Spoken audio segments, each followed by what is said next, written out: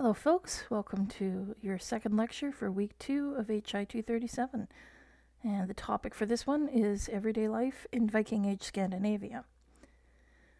Now, before we get talking about the activities of the Vikings in Europe or why these activities take place, I wanted to ensure that we were a little better grounded in who the Scandinavians really were. Now, I want you to have a sense of their society and culture that's strong enough to withstand the very limited perspective that we have from our continental European sources. So this lecture is the first of 3 that will look at that in particular. And today I want to focus on daily life, and looking at social structure and cultural practices. Now, to be fair, we are limited to snapshots and fragmentary information, but we still can discern a lot from that. All right, so let's talk a bit about domestic life and kinship. So kinship in Scandinavia in this period was bilateral, which means it was traced through both sexes. You might ask how we know this. We see this in memorial stones. So a rune stone might be raised to a man's relatives by marriage. Those that commemorated a man's wife could often name her father, sometimes even her grandfather. And I think this is an important thing to recognize. If kinship is traced through both the male and female lines, there's a reason for it. It implies that women were also able to inherit. I mean, why else keep track of their kinship claims? Now, some of our other sources do indicate that a son's claim would be stronger than a daughter's, but that a daughter would have priority over an uncle or grandfather, and also could inherit from children who died without descendants. Think about why these types of rights for women may have evolved. If their husbands are spending a great deal of time outside of Scandinavia, trading or raiding, their chances of dying abroad are quite good. And if that happened, the family property needed to be secured. It's easier to do this if the couple is in partnership, legally speaking. Now, to judge by the inscriptions on runestones, the nuclear family was the dominant domestic group, where you have the husband, the wife, and their children. But we do also have examples of what scholars call grand families. So these are 2 or more nuclear families living together in the same house. This seems to have been more common in areas that were sparsely populated or areas that focused on animal husbandry, just simply because it made economic sense. If you can pool family labor, you can actually raise more herds and flocks. It was especially common in Iceland.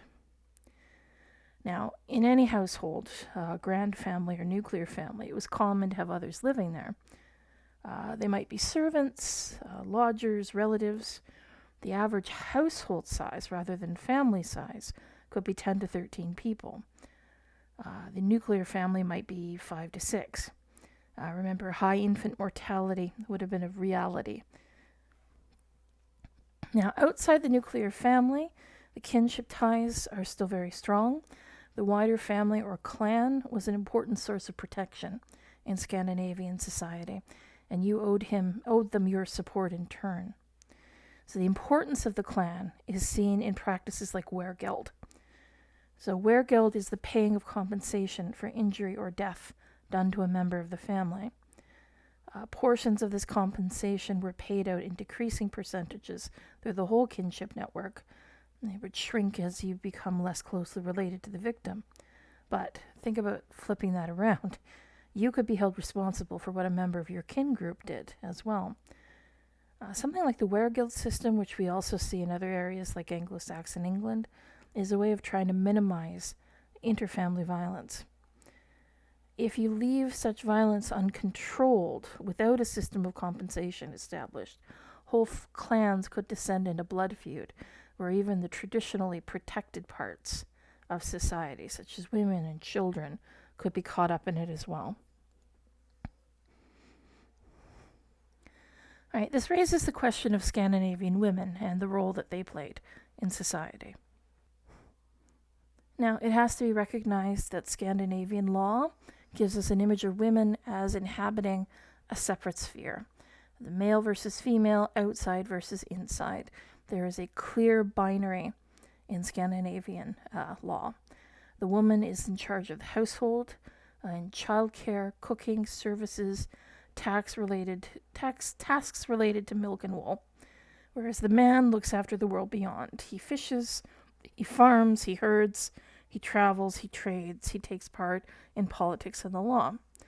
Now, like any legal source, the laws that talk about this gender binary reflect what they perceive to be the ideal nature of Scandinavian society.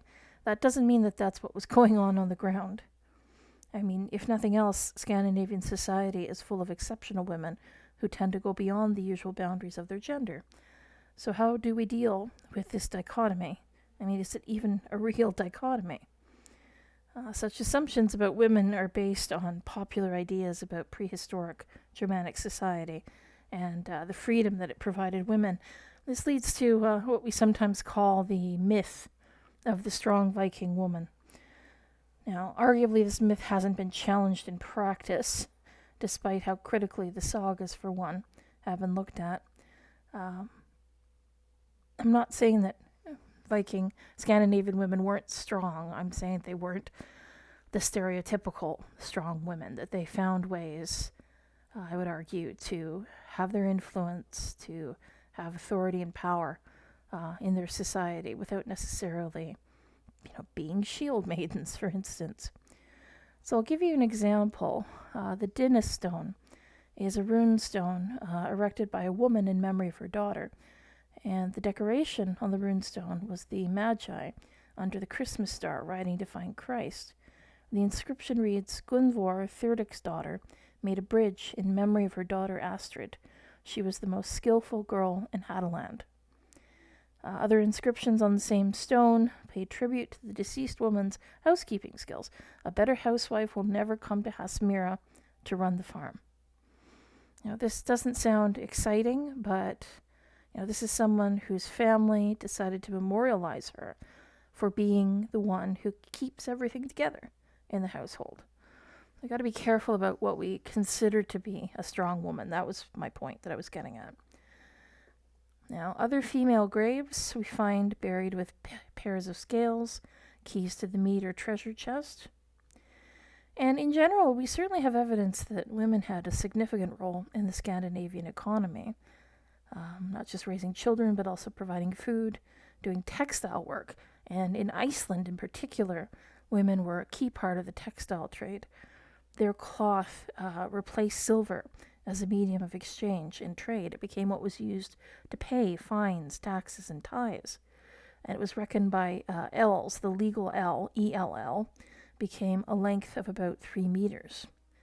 So the primary export from Iceland was this cloth until about 1300. At that point, it became dried fish. But it shows the importance of women's work. Now, some work did bring women outside. This is important because it defies the traditional narrative. There were women who did tasks like plucking, shearing fleece, washing clothes. They were in charge of the animals in areas where animal husbandry was a major part of the economy.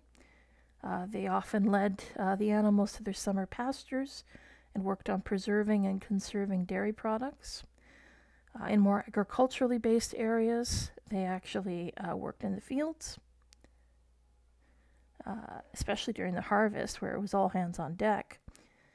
Now, in regions where economic activity further away, so fishing or raiding, required the absence of men, women would take on an even larger role on the farmstead. Now, widows could farm on after their husband's death. They often were required to remarry fairly quickly if there were small children to look after, but it did keep them in control of their own lands. So as you can see, the place of women in Scandinavian society is a great deal more ambiguous than you might think. So what about marriage? And at first, I just want you to take a moment to admire the image. I love that. I would have that as a wedding cake in a heartbeat. There's a scarcity of sources on how marriage was formed in the pre-Christian period. Just patchy references in laws and sagas. What we know in general is that it was a public and formal set of legal acts involving two families. The betrothal would be initiated by the groom or the groom's family. He took the initiative. The woman's father could not initiate the marriage but had to wait for a suitor, and he would accept or not based on economic and strategic considerations. Now, how much this actually benefited the father varied. In Denmark, sons-in-law tended to be strong supporters. In Iceland, much less so. Hard to tell why, but they seem to have opposed their fathers-in-law just as often. Marriage is a way to make alliances, a way to see to the needs of your family, right? Now, the prospective groom agreed to pay a bride price. The woman's father or guardian promised to hand over the dowry, which was the sum of the woman's inheritance, once the wedding actually takes place. The conditions were repeated in front of witnesses, and a date would be set. Now, from a legal standpoint, the woman is absent from negotiations. Technically speaking, female consent to marriage is not required until the period of Christian conversion. Now, that being said, as you will have seen in one of your readings, Betrothals from the Sagas, just because female agreement isn't legally required doesn't mean that it wasn't sought. The first story we have in that reading is an example of a father deferring to his daughter's judgment. This was Egil and Thorgerd. Now, while this is of course a saga and cannot be taken as a literal historical source, consider the realism of this. There would have been fathers who certainly would have wanted to make sure that their daughters were able to stand being in the same room as their husbands to be. You know, it's a thing that a caring father would make sure that his daughter was okay with her husband to be. So just because there was no legal requirement to consult her doesn't mean she doesn't get consulted. Now, doesn't mean she does get consulted either. From the second excerpt in the reading, we have Unr, who was not consulted, possibly because of a different family dynamic. Now, the wedding often would take the form of a feast, sometimes even several days in length. And there is a marriage ceremony called the Brudlap, which translates as bride leap. It possibly comes from the idea of the bride's journey to her new home. The public bedding of the couple at the wedding was a necessary part of the festivities. You might say it was literally the climax of the event.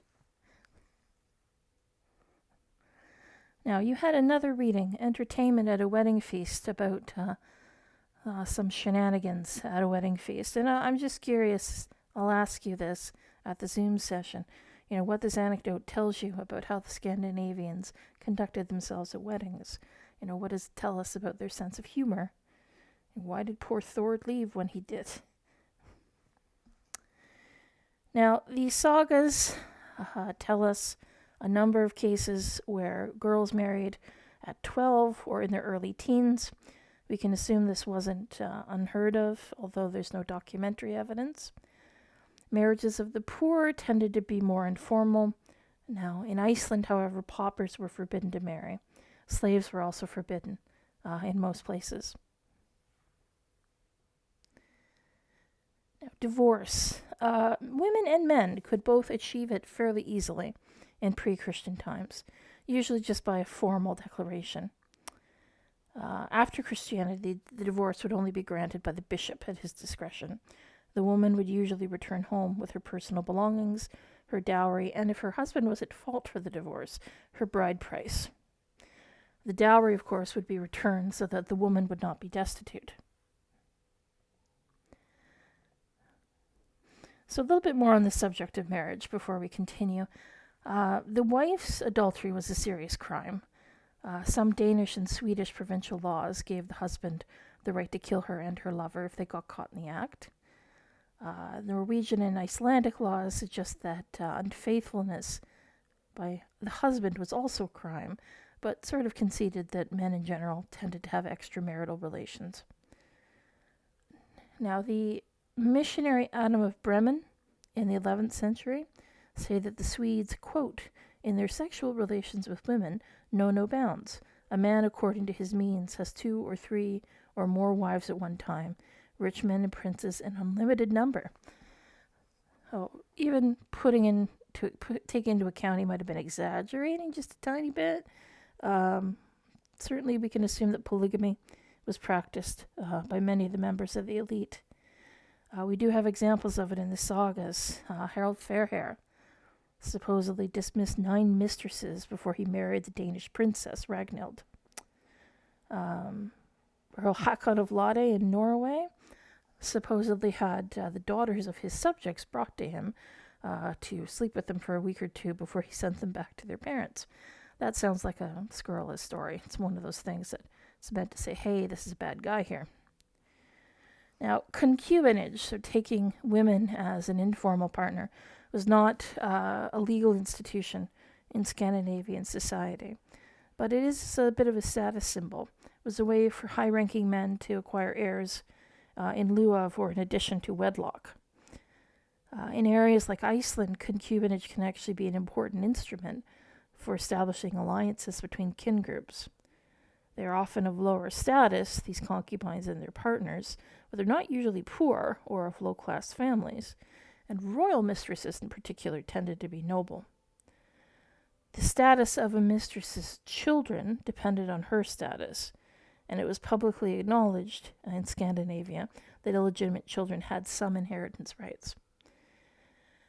Now, by the 13th century, ecclesiastical marriage had taken over, and it stressed the need for formal solemnization of marriage, forbade divorce and extramarital sexuality. Didn't mean that did not mean that relationships out of wedlock stopped, of course. Informal concubinage was still a thing, especially those for whom marriage wasn't an option, so priests, for example.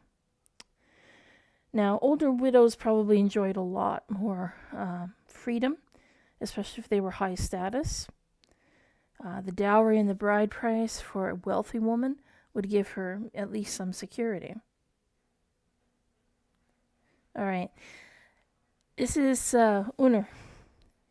And this is the first of 2 Unnrs that we're actually going to be talking about today, so please don't get them mixed up. This is Unnr the Deep-Minded. She's an example of a powerful widow.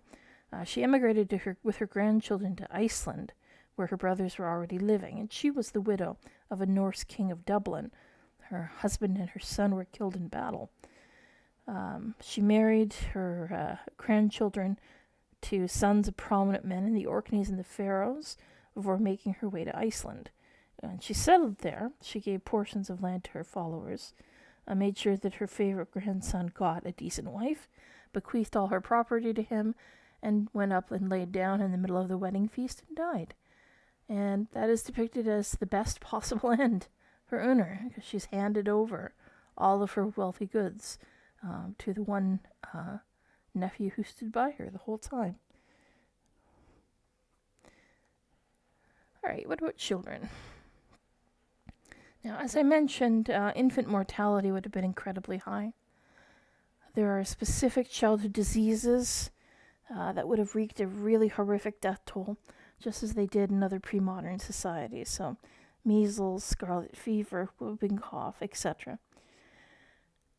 We would have seen outbreaks of dysentery and diphtheria due to poor hygiene standards.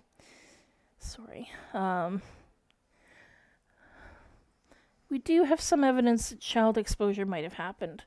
There are some later medieval Scandinavian laws that suggest the habit of exposing or abandoning any child found deformed.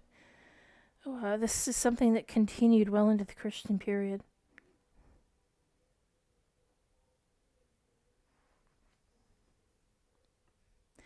Unwanted children would also have been exposed. This is something that's very common in pre-modern societies. Now, babies are often named in part after other relatives. Sometimes portions of a relative's name are repeated in multiple children. So, for example, in the 9th century in Norway, a man named Vegir had 7 children, respectively named Veshborn, Vedist, Vegest, Vemund, Vestin, Vethorn, and Vethorn. Also, a large number of children seem to have shared part of their name with Thor once this cult rose to particular prominence. Now, there have been scholars in the past who argued that pre-modern people didn't generally care about their children in childhood because they were so likely to lose them. I always found that really ridiculous. In Scandinavia, young children are often buried with their clothing, with small ornaments, even tiny little bronze bells. So something made them important to the people that were burying them. Now, we have archaeological and textual information that childhood tended to be a combination of learning and play. Young boys would make weapons, bows, or animals that would become bigger as they practiced. It's a way of allowing them to imitate both and to be expected of them in their later life. So they're being trained at an early life for the roles that they were meant to fill. Now, another of your documents for the week is an excerpt called Children Mimic Adults. And okay, so this is a little bit racy, this one. Mord's daughter wanted to divorce her otherwise pleasant husband, Hrut, because he had been sinned against by a former lover who had cursed him with priapism. So if anybody's not heard that term, basically his member grew very large and never any smaller, and so he was never able to have successful sex with his new wife. Now, Mord, who was a legal expert, helped his daughter arrange the divorce. He then sued Hrut for his daughter's dowry back. But Hrut challenged him to a fight instead. Now, winner take double, right? And Mord, of course, is not capable of fighting with a warrior like Hrut, so he declined and was shamed. Cue the kids stepping in and making fun, and we'll talk about that at the Zoom session. Now, I thought it might be fun. So, idrett means sport, and this was a term used not just for physical sports, but also intellectual activities like poetry, runs, or chess. Writing runes, rather, or chess. Most games do appear to have been outdoor activities. Many also seem to be a way of practicing combat skills more safely. Not entirely safely, because of course it is still dangerous. There's lots of evidence to suggest that people are injured in these games, but there are rules, and anyone who deliberately tried to harm another was being an ass. So you see stone or spear throwing, weightlifting, ball games, wrestling, archery, long jump, weapon play, skiing, ice skating, horse riding, hunting, swimming, even balance exercises. This would have been valuable for those who were going to spend a lot of their life aboard ship. Now, wrestling was particularly significant, and there's one type, glima, which involved holding onto your opponent's belt with your right hand. And only your left hand and your legs could be used freely. The combat applications are clear, I think. Ball games are extremely common. They're played by both children and adults, generally called nattleikur. The rules are a little bit ambiguous. Some seem to have involved a racket or a sort of hockey stick, plus plenty of full-body conflict. Women did not take part in nattleikur. Now, in terms of indoor activities, the most famous was a board game of sort called Nefertol, which means a king's table. It was played as early as 400 CE. It was about a king being attacked in his fortress, and he needs to escape to one of the four corners. It was eventually replaced by chess. Poetry was also a high-status leisure activity. Skalds were almost like our modern pop stars. Most kings or chiefs would have a skald or two around. There is plenty of archaeological evidence for musical instruments, horns, bells, rattles. And certainly the sagas suggested that music was played at special occasions as well as in everyday life. There may even have been theater performances. There have been some felt masks found at one of the trading posts that are suggestive of theatrical costuming. So, as I said, this was mostly a little bit of set of snapshots. I hope you get some sense of Scandinavian culture here. We'll be adding more to it with the next 2 lectures. But for now, have a good weekend, and I will see you guys next week.